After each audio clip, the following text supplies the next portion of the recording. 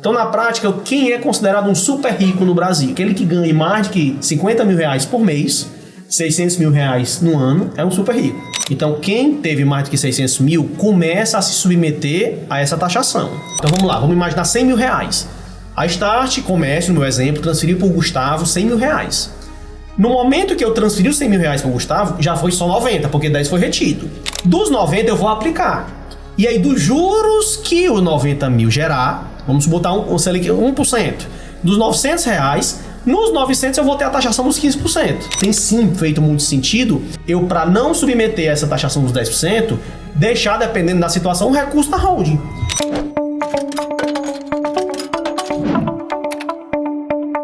Olá, eu sou Luíse Porto e estamos hoje em mais um Start Explica.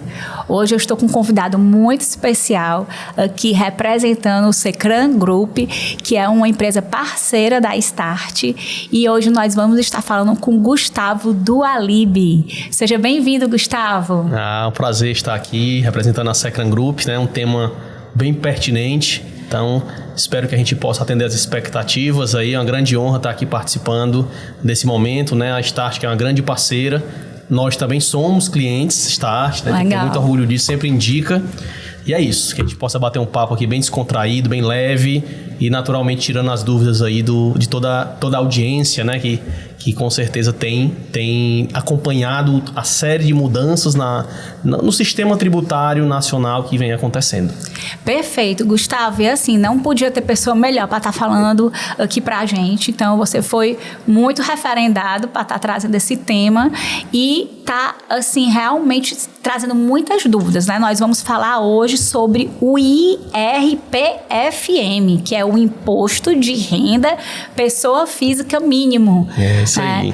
Que foi, inclusive, você disse que foi no dia do nosso fórum, né? Que teve as mudanças, foi isso? Foi naquele evento que a gente teve, até com o Benchmark, que foi o aniversário, não? Da Start? Foi. Pronto, aquele dia foi publicada a lei, né? Que trouxe, efetivou essa grande mudança, né? Então, é um assunto muito recente, do finalzinho, né? Do ano pra cá. E que, como você muito bem citou, né? Tem realmente gerado muita dúvida. Por quê? A gente acabou de passar por um período de declaração de imposto de renda pessoa física, então o brasileiro, né, padrão, né, em geral, não tem sentido muito ainda isso. Só que quando chegar o próximo ciclo, ou seja, em 2027 para declarar 2026, aí sim a gente vai conseguir ter esse termômetro real, porque é o momento de prestar contas com o leão, né? E aí, nessa nova regra, com a data base de 2026, que será prestado contas no ano que vem, né, no período de 27, aí sim vai ser possível mensurar essa apuração efetiva que a gente vai tentar, sem um contabilês, né, de uma forma mais didática, apresentar aqui e trazer esses insights. Ótimo. E assim, é muito bom também estabelecer que a Secran é uma empresa de 48 anos. A gente estava aqui conversando antes, né, lembrando que nós estamos aqui no podcast, aqui em início de junho de 2026, então esse é um conteúdo que vai ficar aí muito tempo. Então, a Secran tem 48 anos. Nossa, muitas reformas, muitos ciclos econômicos, muitas histórias, né, de empresas, né, e de uma evolução constante aí de tantas empresas e num mercado que está há 48 anos, é realmente algo extraordinário, né? Então, assim, até antes da gente começar, me fala um pouco dessas soluções que a Secran se preparou, né?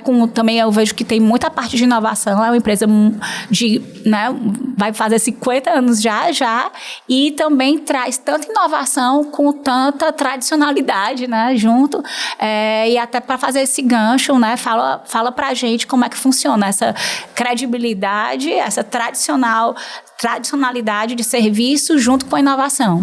Perfeito. Como o nosso fundador, né, o senhor Amandio, sempre fala, já falaram diversas vezes que a profissão do contador vai acabar, né?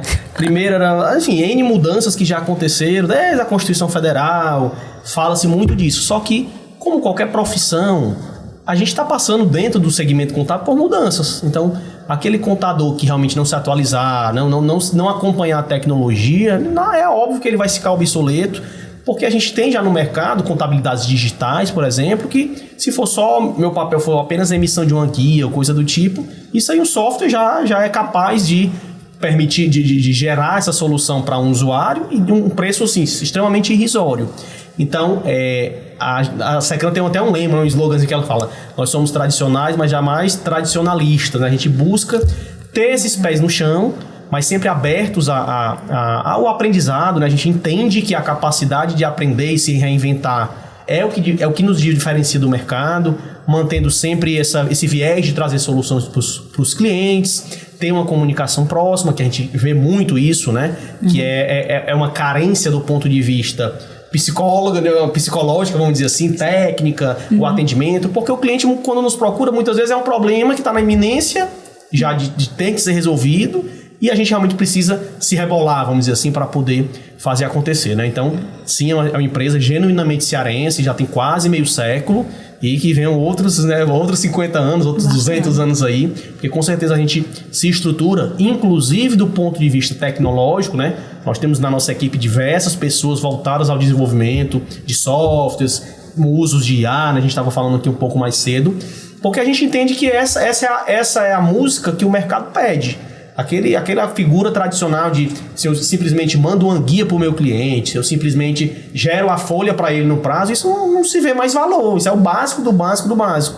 Então a figura desse contador consultor, né, que é um pouco do que nós vamos conversar especificamente nessa área tributária do tema aqui do nosso podcast, é o que o mercado espera, né? E a gente tem feito essa leitura muito claramente, tem buscado se adequar a isso de uma forma estruturada para poder dar sempre o melhor para os nossos clientes, para os nossos parceiros. Excelente. Então, quando vem uma mudança como essa agora, que vai impactar valores recebidos, que ali a gente olhava para o imposto de renda e tinha ali receita tributável de aluguel, receita de aplicações financeiras, já tinha ali a regra que todo mundo estava ali já muito acostumado, até direcionando os investimentos, abertura ou não de uma hold, para poder se adaptar ao que tinha uma melhor eficiência tributária. O que é que, a partir de agora, com esse imposto que já está em vigor, já, desde janeiro, agora, o que é que a gente agora, no meio do ano de 2026, o que é que a gente consegue de forma modular, de forma organizada, colocar como principal prioridade para revisitar dentro das estruturas de patrimônio de clientes que vão ser atingidos, de investidores, de empresários que serão atingidos, para a gente ajudar aqui quem está nos ouvindo, nossa audiência, a eleger essa prioridade, e ainda tem aí 6 meses para poder fazer os ajustes. Tentar correr atrás do prejuízo, né? Isso, assim, de adaptação, sim, digamos assim. É importante, Luiz, a gente debater o quê? Primeiro, tem se falado muito de reforma tributária. E quando se fala de reforma tributária, hoje nós temos 2 grandes pilares de mudança. O primeiro pilar é a reforma tributária do consumo, que eu vou dizer assim, traduzindo muito simploriamente, é a mudança dos impostos das empresas, vamos chamar assim. Certo. Então, PIS, COFINS, IPI, ICMS, ISS estão passando por um processo de mudança já em janeiro de 2027. A gente já começa a ter mudanças efetivas na forma de apurar. Deixam de existir alguns tributos para existirem novos, com novas regras naturalmente. Então, exige um grande movimento de adaptação, principalmente cultural, das empresas, que assim, a gente registra aqui, acho que não vai ser o foco da nossa conversa, mas que é algo que a gente também tem acompanhado muito. Porque, veja, desde a precificação da minha compra, a qualidade do meu fornecedor. Se o fornecedor não paga, eu já não vou poder mais me creditar. Então, é uma grande mudança cultural do viés da reforma tributária do consumo, que, como eu citei, eu vou batizar aqui da tributação nas empresas. Certo. Um outro viés de mudança que aconteceu, né, como você muito bem trouxe, foi a reforma tributária da renda. Teve esse primeiro grande movimento.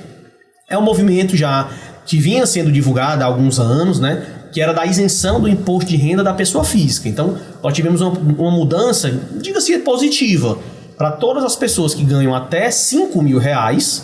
A partir de janeiro desse ano, elas entraram na faixa de isenção. Então, no passado, né, era 2 salários mínimos, que a valores correntes daria algo em torno de 3.200. Essa faixa de isenção ela foi elevada para 5.000. Além disso, aquelas pessoas que ganham até 7.350 tiveram também um escalonamento. Não ficaram isentas, mas a mordida foi um pouco menor. Então nós tivemos na grande classe, né, de trabalhadores, eu vou dizer assim, do Brasil, a grande parte de renda, né, de quem recebe renda até 7.350 a nível Brasil por CPF, vamos dizer assim, amenizou a carga tributária. A contrapartida disso foi o quê? Que a conta precisa fechar, a gente tem visto, né? Você entra no mérito político, mas a gente tem visto que cada vez se gasta mais, isso é fato. E cada vez as contas fecham menos. Então há necessidade de geração de arrecadação para que cubra-se o rombo, vamos dizer assim. E aí o que é que acontece? A contrapartida dessa movimentação, principalmente para cobrir essa benesse da isenção, foi a que se chamou, né, de taxação dos grandes ricos, super ricos no Brasil, que é o IRPF-M, né, o IRPF mínimo que você trouxe.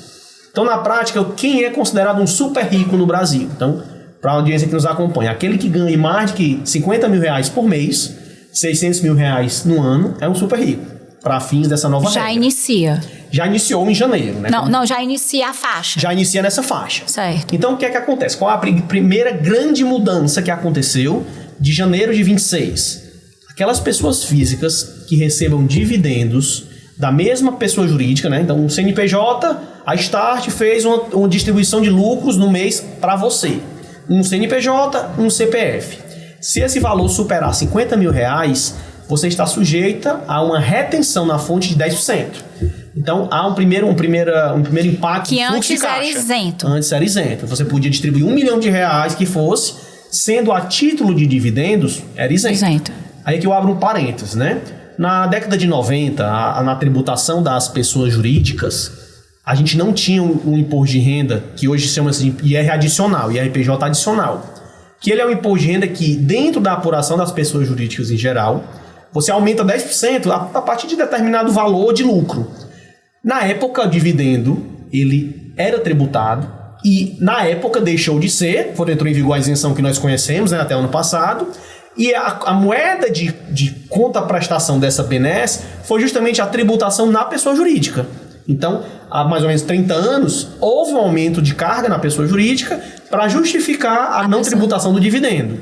Agora, o que é que acontece? Eu passo a ter novamente a tributação dos dividendos, mas há um aumento, ele está mantido. Então, aquela justificativa de outrora não está se aplicando atualmente. É que se brigava muito até como se houvesse da forma como muitas vezes foram lançadas algumas matérias. Vai começar a tributar dividendos, né? Sobre fundos imobiliários, ações, né? Sempre vinha ali algo desse tipo. Então, assusta assim, as pessoas porque vai ser bitributado. Exatamente. Então... Mas na prática, o que é que acontece? Então, no mês, a partir de janeiro de 26, para fim de retenção na fonte, somente aquelas situações das pessoas que recebam de dividendos acima de 50 mil da mesma empresa. Certo. Porém, no ajuste anual, que aí estava falando agora há pouco, eu estava na minha fala, né? Que é a declaração do imposto de renda do ano que vem, vamos dizer assim. A visão ela vai ser um pouco diferente. Ela vai olhar o CPF como um todo, vai olhar todas as rendas daquele CPF e vai observar se no ano aquele CPF teve mais do que 600 mil reais. Ótimo, então vamos aqui. O que é que podem ser essas rendas? Pronto, vamos lá. Então, na prática, toda e qualquer renda, salvo aquelas que estão na lei como não aplicáveis. Então, vou dar aqui alguns exemplos de renda que estão fora dessa situação. Certo. Alguns investimentos, como CRI, CRA, LCI, LCA, rendimento de poupança, venda de algum bem com ganho de capital. Então, no geral, essas rendas, mesmo que venham a ultrapassar 50 mil, elas não vão compor essa análise global, essa análise macro. Então, para dar continuidade aqui nessa perna de explicação. Então, na prática, chegou-se no final de 2026. Os CPFs que tiveram no ano mais de 600 mil reais de renda, com a exceção dessas que eu citei, né, dentre outras lá específicas, eles vão estar sujeitos à nova tributação, do IRPF-M. Então, isso é a primeira métrica. E no mês a mês, para fim da mordida, da retenção já no mês, então, se agora no mês de junho nós recebemos da Start, supondo, 60 mil reais, já vai ser creditado só 54. Dos 10% do todo, ele já fica retido na fonte e vai servir de crédito para o imposto de renda do ano que vem. Um pouco parecido com o modelo tradicional de retenção que nós já conhecemos. Então, por isso que pode ser que, a depender, um CDB pode ser, em algum momento, uma estratégia para poder ser melhor do que um LCI, no caso, porque ele pode melhorar, no caso, esse abatimento, não é isso? Pronto, perfeito. Então, só para a gente... Para não confundir. Vamos lá. A primeira métrica é a retenção mensal. Ok. Só para dividendo, acima de 50 mil, para mesmo CNPJ pagando ao mesmo CPF. Primeira métrica. Quando chegar a declaração de ajuste anual, deve ser observado justamente isso. Eu ganhei mais do que 600 mil? Ganhei, então estou sujeito à nova retenção, que ela de forma escalonada, podendo chegar a 10%. Quando eu digo podendo chegar, porque, como eu acabei de falar, ela tem uma faixa progressiva. Então, quem teve mais do que 600 mil começa a se submeter a essa taxação. Quem ultrapassar 1.200.000, que dá 100 mil por mês, aí sim está na faixa máxima, que é 10%. Certo. E após identificar a faixa efetiva que eu estou, vai ser observado durante todo o ano que retenções aquele CPF teve. Então pode ser que num pagamento desse dividendo tenha acontecido uma mordida de 10%, como eu falei. Pode ser que numa aplicação, no ato do resgate, foi retido ali 15%. No Prolabore foi retido pela tabela progressiva um valor X. Então tudo isso vai gerando uma espécie de crédito que, quando apurado o valor anual, que vai ser entre 600 mil, né, a partir de 600 mil em diante, vai ser observado quanto já fora retido. E aí, em cima desse valor residual, que vai ter o recolhimento ou, dependendo, até uma restituição desse segundo imposto de renda, tá? Só para fechar aqui o raciocínio, que são muitas informações. É muito importante não se confunde esse novo imposto de renda com o que nós conhecemos, que nós estamos, inclusive, pagando agora, né? Na semana passada terminou o imposto de renda anual referente ao exercício anterior. Esse imposto de renda é um e o que nós estamos tratando é um outro. Então, se porventura eu tenho um crédito em um, né, uma restituição em um e saldo a pagar em outro, eles não se conversam para esse fim, tá? São distintos, tá bom? Ótimo. E assim, você falando, eu fico aqui pensando nas carteiras de investimentos que a gente tem aqui, né, de alguns clientes, que eles estão, inclusive, já na fase de ter montado uma carteira com o objetivo já de gerar renda. Perfeito. Então, por exemplo, tem já uma renda de uma aposentadoria e montou uma carteira de investimentos para ser o complemento de renda, que ali já é uma carteira de fluxo de pagamento de juros. Então, é importante revisitar todas essas estruturas, né? Perfeito. E assim, ficar muito claro que essa regra dos 50 mil que a gente está falando, dos 600 mil por ano, não é do valor principal da carteira investida. É do rendimento gerado.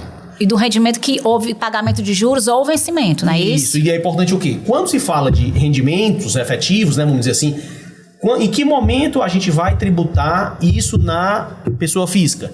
No ato do resgate, na aplicação. Então, assim, quando se tem efetivamente uma aplicação que não venceu ainda, por exemplo, estou com uma aplicação de 24 meses lá, né? Nessa situação, enquanto não há o resgate, efetivamente eu só tenho uma projeção.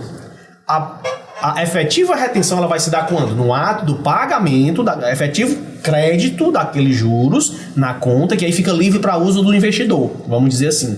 E por que acontece isso? Que é muito comum no Brasil. Dependendo do tempo de aplicação, a retenção, o valor do IR, ele vai mudando, né? Normalmente entre 22, chegando a 22,5%, chegando até 15%. Então, esse é o motivo dessa variável, vamos dizer assim. Entendi. Então, é bem importante entender os vencimentos da carteira, né? O que a gente chama tecnicamente de duration. A duration é o quê? A duração dos títulos, né? E avaliar até se for o caso, Luiz, é muito bom seu apontamento, por quê? Será que não tem sentido eu dar uma remodelada, eu tenho com muito vencimento muito próximo no mesmo exercício? Pegar um pedaço, sei lá, botar, dependendo do tempo de vencimento, uma parte maior em um ano, e outra metade, ou outra parte em outro ano, para tentar dar uma equilibrada nisso, lembrando que sempre que se falar do IRPF-M, a gente tem que olhar o CPF como um todo. Então, quando chegar na declaração de imposto de renda do ano que vem, para analisar 2026, vai ter que ser visto tudo. Se o CPF tem renda de aluguel, tem renda de dividendo, tem renda de aplicação, tem dentre outros, e aí faz esse conglomerado de rendas, avalia-se aquelas rendas que estão submetidas à nova taxação, vamos chamar assim. LCI e LCA, como eu já falei, por exemplo, estão fora, então não entra na regra. Daquele bolo, vê-se o quanto que tem a pagar, vê-se o que já foi retido e aí dependendo tem ou não residual. Muito então, bom isso. Muitas variáveis, né? Muito bom isso que você está falando, que casa muito bem com o trabalho que a gente tem feito de forma muito disciplinada, assim, nas reuniões com os clientes, que é o planejamento financeiro. Perfeito. Onde se a gente tiver o imposto de renda do cliente, inclusive, vai ficar muito mais assertivo fazer essa conta que você falou. Perfeito. Que às vezes a gente faz a reunião, é mais ou menos tanto que eu ganho, ou é um somatório, mas a gente precisa ver o que é tributável, o que não é tributável, o que realmente está no imposto de renda, né? Exatamente. Renda de aluguel, principalmente. E deixando claro, né? Essa nova taxação, como o próprio nome diz, IRPF mínimo, PF pessoa física, não se aplica para pessoas jurídicas, né? E aí, justamente por não se aplicar, a gente tem debatido muito lá no escritório com vários clientes, parceiros, tem tido uma demanda muito recorrente. O quê?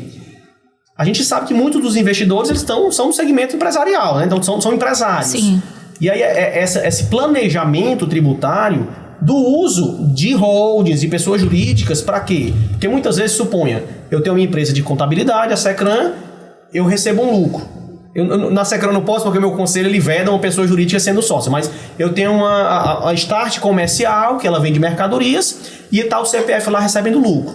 E muitas vezes o que é que acaba acontecendo? O CPF ele recebe o recurso todo, muitas vezes estourando esses 50 mil reais, e aí depois reinveste em algum projeto. Eu vou deixar aplicado, eu vou comprar um terreno, eu vou comprar imóveis. E a gente tem visto que em muitos dos planejamentos que têm sido feitos, dá para usar um instrumento de uma holding para que ela receba esse recurso, o recurso, né, do investimento fique nela, e só a manutenção, vamos dizer assim, né, a despesa mensal efetiva, seja repassada ao CPF.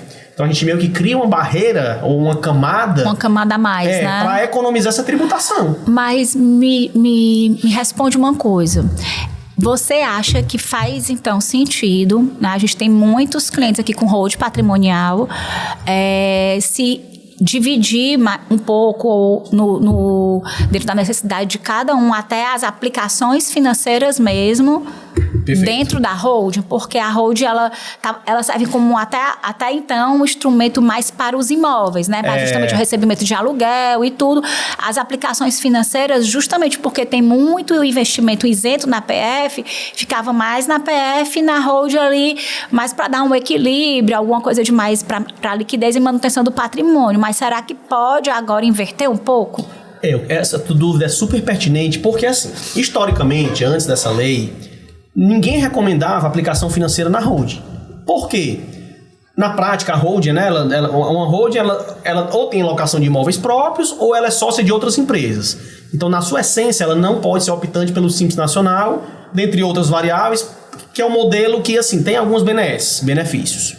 Então, no padrão, quando se tem uma aplicação financeira numa holding, que não é do Simples, né, não é padrão, não é comum uma holding ser do Simples, a gente tem uma carga tributária sobre a aplicação financeira que gira em torno de 34%. Que aí tem que pagar o imposto retido na fonte e a diferença. Isso, assim, o 34%, você paga só o residual, mas a carga calculada é 34% do rendimento, menos o que foi retido, que normalmente é 15%. Sim, enfim. Depende do tempo, né? Eu pago 19%, eu desembolso 19% porque 15% já foi retido. Mas eu tenho uma carga efetiva de 34% do rendimento. Então, historicamente... Que é uma receita financeira. Exatamente, é uma receita financeira de uma pessoa jurídica. Certo. Então, historicamente, o que era muito comum, recebe o dividendo na pessoa física, que era zero taxação, e aplica na pessoa física, que como padrão, tu fica na média dos teus 15% sobre o rendimento.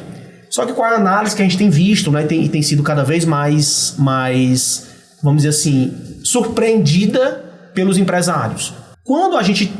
Se a gente fizer esse movimento de transferir lucros para depois aplicar o principal, então vamos lá, vamos imaginar 100 mil reais. A Start Comércio, no meu exemplo, transferiu para o Gustavo 100 mil reais. No momento que eu transferi os 100 mil reais para o Gustavo, já foi só 90, porque 10 foi retido.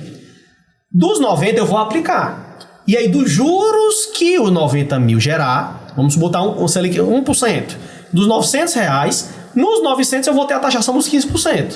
Então na prática... O que é que acontecia? Antes do suposto 900, do 90 mil, eu tinha 34% na hold e 15% na pessoa física.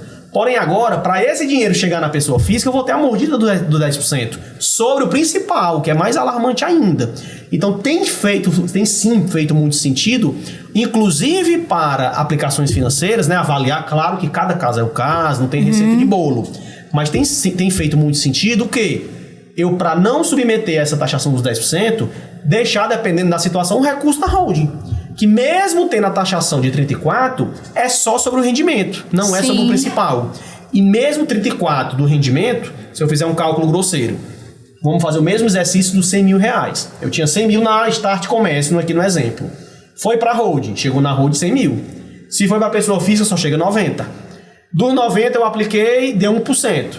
1% da pessoa física sobre os 900 vai gerar 15%. Então vai dar 135 reais. E do 100, gerando 34%, né, vai dar 340.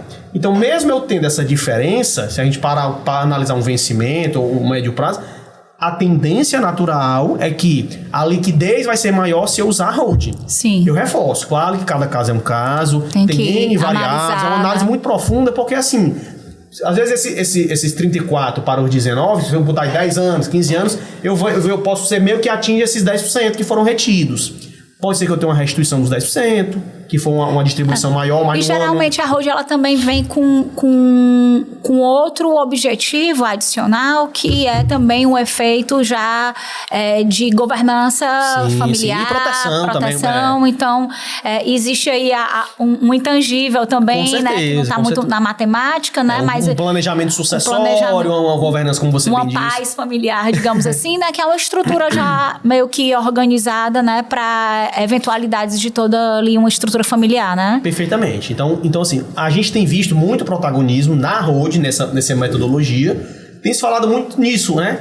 O que é que eu posso deixar de passar na pessoa jurídica para a pessoa física, né? Deixar na pessoa jurídica, de tal forma que a gente tenha uma economia tributária. Então, tem sido um protagonismo muito nessa perspectiva, nesse aspecto, que dentro das análises, diversas análises que a gente já fez, tem feito sentido. Ótimo. E aí, assim, então, dentro desse contexto, essa avaliação. Outro ponto também, né? Dica aqui que a gente tem avaliado para que seja também com muita cautela, né? Junto às suas assessorias sejam vistos. Às vezes eu posso estar na minha empresa só. Será que tem sentido eu ter sócios, né? Sei lá, às vezes a funcionária, a minha esposa é uma funcionária, mas ela tem uma gestão mais estratégica, ou por um descuido ela não está no quadro societário.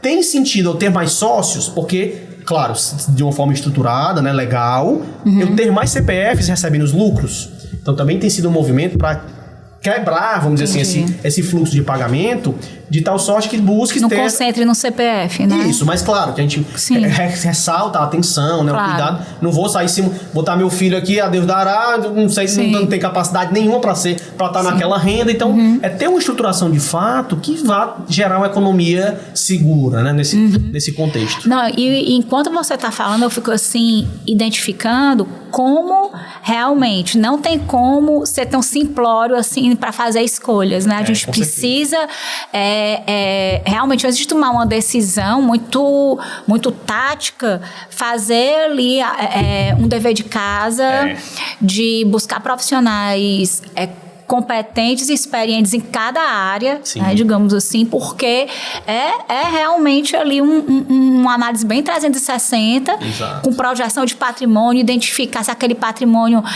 ele está ali mais numa fase de mais manutenção, ou se ele ainda ele está numa fase de crescimento, ainda de investimentos, né? Perfeito. A própria empresa, se tem alguma projeção de sucessão, de venda, enfim, eu acho que tem que ser uma análise muito aprofundada antes de tomar uma decisão muito, digamos assim, ansiosa ou antecipada, né? Vale a pena estruturar ali vários riscos, né? Inclusive. Realmente avaliar a situação como um todo. Assim, cenários, né? No final do ano passado, a mesma lei que trouxe essa taxação, ela trouxe uma prerrogativa de que os lucros distribuídos, deliberados até o final do ano passado, desde que pago até os próximos 3 anos, não teria essa nova regra.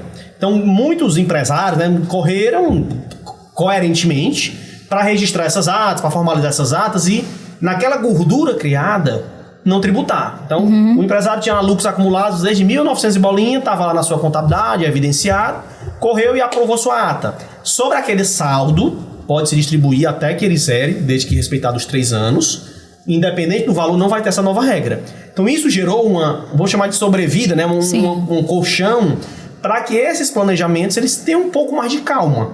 Claro que a empresa tem que ter efetivamente o lucro contabilizado, né? Então daí a importância também, principalmente daqui para frente, entenda-se daqui para frente, 2026 em diante. Uma boa assessoria contábil, tem que ter segurança nas informações que estão nos relatórios. A Receita Federal, ela tem muita tecnologia. Então, no passado tinha-se muito um foco de fiscalização voltado ao que se chama de distribuição disfarçada de lucros. E aí ela vai vir com esse olhar, porque agora isso gera arrecadação. Então, há uma necessidade de uma governança maior, um compliance, para que as boas práticas sejam espelhadas nos relatórios contábeis. E a contabilidade nada mais é do que um reflexo da operação da empresa. Então, tem que partir do empresário, né, do CNPJ, para que aquilo também seja espelhado dentro dos relatórios contábeis e em cima disso seja efetivamente assim, blindado o risco de uma autuação. Porque a gente sabe que quando o leão vem, a mordida ela é pesada, né? É principal, é multa, é juros, multa isolada, enfim. Facilmente ali a dívida dobra. E aí, então, é nessa estruturação, dentro de um planejamento estruturado, né, de um compliance efetivo, que a gente tem alertado aí aos empresários, né, aos contribuintes, para que, vejam, oportunidades existem. E aí cabe, de fato, a gente ter só uma assessoria, o empresário ter uma assessoria efetiva, para que ele tome uma decisão inteligente e consciente, acima de tudo. Porque a gente vê muito, Luiz, né, assim, os magos aí na internet, tudo é muito fácil, não sei o quê, e quando vai ver na prática... É isso que eu falo, não é tão simplista não assim. Pelo contrário, talvez algumas empresas tenham que montar, às vezes, até um comitê de transição. Perfeito. Né? O jurídico, junto com a contabilidade, junto com, né, quem decide a questão dos investimentos da empresa, sejam eles imobilizados, financeiros, conseguir consolidar tudo para entender qual a solução mais adequada. Perfeito. Juntar uma equipe mesmo ali, tipo uma equipe de contingência, né? Como se fosse. E isso, inclusive, pode antecipar alguns movimentos futuros, como você muito falou, né? Bem oportunamente. Eu tenho uma holding que eu pensava em constituir, pensando numa sucessão para os meus filhos, ou uma sucessão, ou um planejamento patrimonial, uma blindagem. Pode ser que acelerar esse processo seja inteligente, porque além dessas situações, eu agora ainda tenho esse elemento da economia tributária. Então... Resolve logo. Né? Assim, vai ter uma dor, dependendo se for uma movimentação de imóveis, né? Dependendo da situação, pode ter algum reflexo, mas eu vou ter uma economia aí no médio, longo prazo, com certeza, com essa taxação que tende realmente a ter chegado para ficar. E vai diluindo também, né? Vai quebrando ali digamos assim, o investimento e ao longo de anos fazendo de forma mais estruturada e serena, né? Então que a gente tem que o ideal é que a gente tome essas decisões quando não está tendo problema. E falando nisso, né, já que a Secran tem esses 48 anos para contar, logicamente sem citar nomes, né?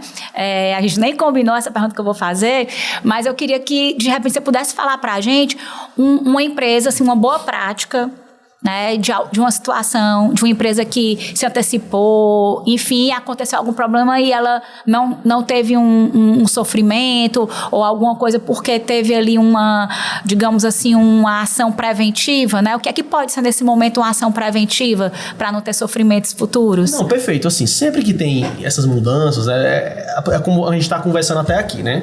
É muito importante a gente ter uma equipe, o empresário ter uma equipe capacitada ao seu lado, né? Então, isso com muito orgulho, a gente assim, muito orgulho e muita humildade, né? Mas a gente busca estar sempre se aperfeiçoando, realmente é um estudo diário, né? Aquela história, a gente só vai parar de estudar no dia que for no caixão, porque senão, em 1-2 anos, eu vejo o quanto já mudou a nossa legislação tributária. Então, a gente precisa, acima de tudo, estar se atualizando sempre. Na questão aí do que diz respeito a boas práticas, o que é que acontece? A gente ter uma assessoria especializada é um primeiro grande ponto. Ter boas práticas, e aqui eu já vou até pincelar novamente a reforma tributária do consumo, que é essa reforma das empresas, né, do imposto.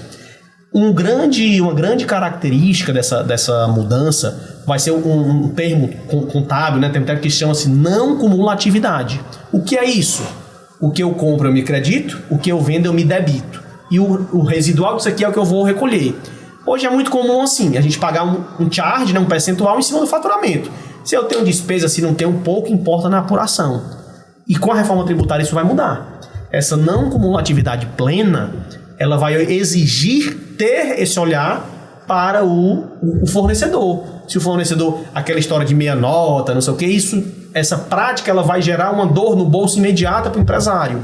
Então, dentro dessa estruturação que a gente já está fazendo para vários clientes, na verdade, pensando no ano que vem, que vai começar já a mudança, e mais especificamente aqui nesse foco de hold, é muito disso. Então, situações que o cliente tinha um imóvel numa operação e queria vender, então a gente fez o planejamento tributário, às vezes é mudando essa figura da hold que você está muito bem trazendo. Mesmo, E a gente traz economias que quando a gente pega um imóvel de 10, 20 milhões, facilmente a gente economiza 3, 4 milhões de carga tributária. Poxa, muito... E de forma lícita, né? Dentro, sem esses gurus de internet que a gente vê, muito pé no chão, muita cautela.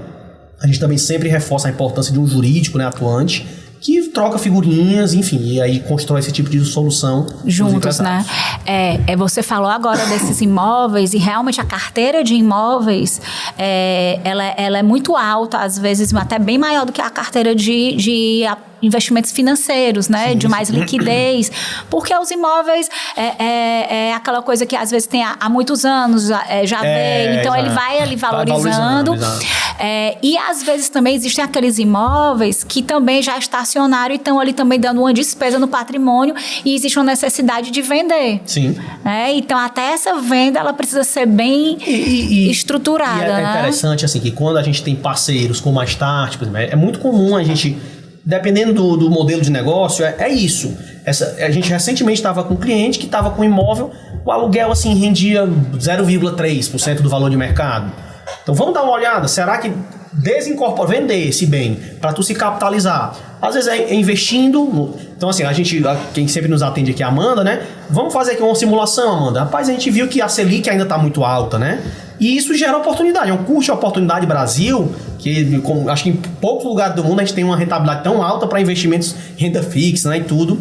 Mas o que é que ocorre? Então esse cliente ele fez um movimento, a gente fez um planejamento tributário, fez um planejamento de investimentos aqui com o pessoal da Start, e ele, onde rendia em tese 0,3%, está tendo uma rentabilidade líquida hoje de mais de 1%. Então são movimentos que às vezes a gente tem um apego, né? Porque sim. Tem imóveis que têm valores sentimentais e não é o foco aqui dessa minha fala, mas tem imóveis que já foram comprados com o intuito de investir que não se valorizam mais. Estacionaram e, como você muito bem disse, chega ali num platô de rentabilidade que trava. Então, muitas vezes, se desfazer é o melhor caminho e reinvestir de forma estruturada e inteligente. Né? E, às vezes, a necessidade mesmo de fazer com que ele gere mais renda mesmo, né? Então, às vezes, é um patrimônio alto, mobilizado, que está ali sem gerar uma renda, né, para aquele CPF, para aquela família, que ele teria mais potencial. Sim. Até, vamos supor, de um imóvel mais até atualizado. Perfeito. Né, e muitos fundos imobiliários que a gente vê hoje, né? Enfim, o investimento muitas vezes não é só financeiro, né? Não precisa estar na conta da XP, no investimento. Às vezes você dá uma pulverizada, mudar o foco do imóvel, né? Não vai mais para o residencial, vamos para o comercial, ou vamos para um flat, enfim. Avaliar possibilidades, sempre tendo essa meio que uma análise de um ROI, né? Em cima do que está ali aplicado, né? No custo de oportunidade. Gustavo, eu tô vendo aqui que a gente foi conversando e... né, foi passando realmente por muitas coisas que a gente já tinha aqui roteirizado. Sim. Mas é um assunto que eu vou te dizer, nós vamos buscar muito vocês. Um prazer sempre, viu? Porque eu acredito que é realmente uma solução muito... que precisa ser conversado de uma forma muito personalizada mesmo. Né? A gente está aqui deixando uma sementinha da provocação. Acho que a palavra é bem essa. Precisa ser provocado, porque a gente está em junho, daqui a pouco chega o período de férias, aí quando começa, né? Copa do Mundo, eleições, aí daqui a pouco, quando chega lá, novembro vai estar... Ai, meu Deus, o meu imposto de renda do próximo ano, aconteceu tanta mudança. Então, assim, não dá para esperar tanto. A gente ainda temos 6 meses para poder fazer reuniões, repensar, reestruturar, refletir, começar ali a costurar ali muitas soluções, mas também não dá para ficar tão paralisado, né? Tem que agir, porque assim, é algo que já está publicado, é pouco provável que vão voltar atrás sobre isso, tá? Enfim, o mais difícil já aconteceu, que foi a publicação. Então, de fato, é focar em soluções que tragam resultados, né? Acho que é o grande foco, até porque isso pode ser, inclusive, um diferencial competitivo do negócio. Então, às vezes, eu ter uma metodologia de pagamento dos lucros de forma mais fragmentada para não atender os 50 mil, ou essas várias oportunidades ou possibilidades que nós trouxemos aqui, isso pode ser um diferencial. 10% é muita coisa. Muitas empresas não dão 10% de lucro. Então, Sim, e ainda verdade. em cima do lucro ter a mordida, né? Então isso, de fato, precisa ser acompanhado, né? Gerar oportunidade. E o empresário hoje, ele precisa realmente se integrar, né, nesse ecossistema todo tributário da pessoa jurídica, junto com a física, junto com a carteira de investimentos, junto com a governança, porque isso é toda ali uma eficiência conjunta, né?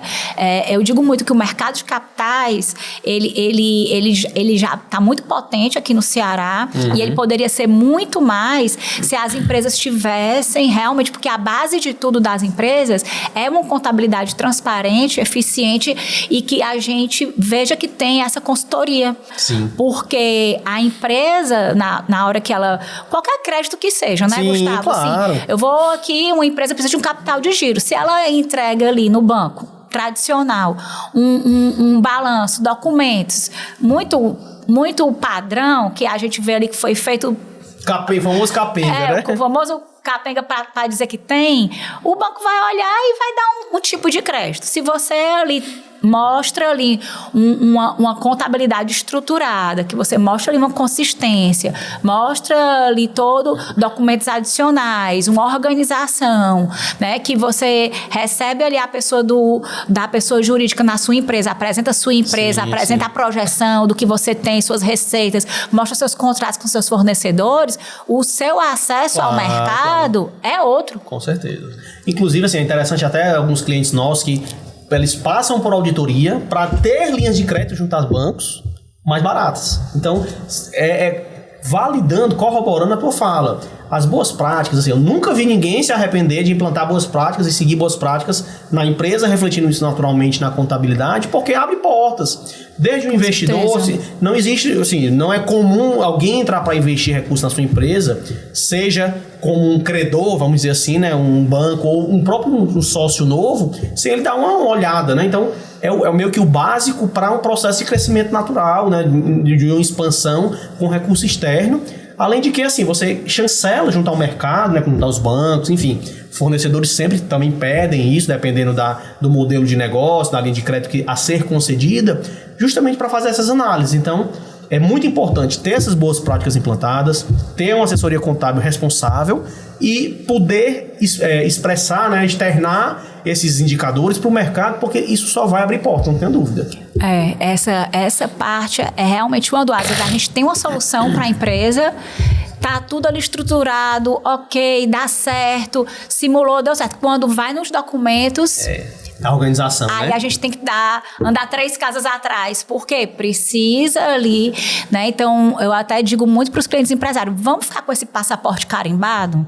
Porque pode chegar... Quando o cavalo passar, a gente já está pronto para selar, né? Então, a oportunidade, né, de um crédito, como você falou, de um investidor também entrar, você tá com tudo organizado, sim. Né, e atualizado, principalmente, faz muita diferença no valuation no final. Com toda certeza. São várias contingências que não serão consideradas, né, nesses valuations. E traz uma transparência, uma segurança do que está ali sendo apresentado. Então...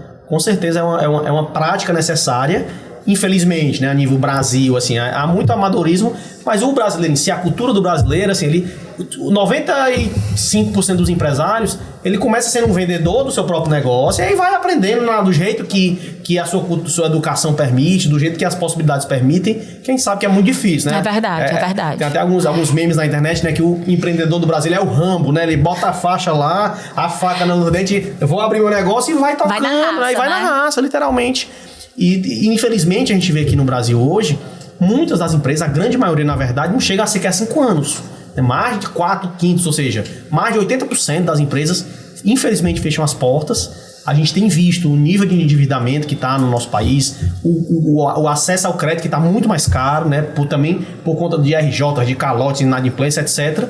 Então, assim, é realmente uma mudança, né, de um paradigma que precisa ser educado, né, do ponto de vista do empresário, que tendo capacidade de se educar, se estruturar para poder implantar essas boas práticas e espelhar isso dentro dos seus balanços, não tenha dúvida que levará os CNPJs, né, a um outro patamar. Verdade. Gustavo, olha, muito obrigada.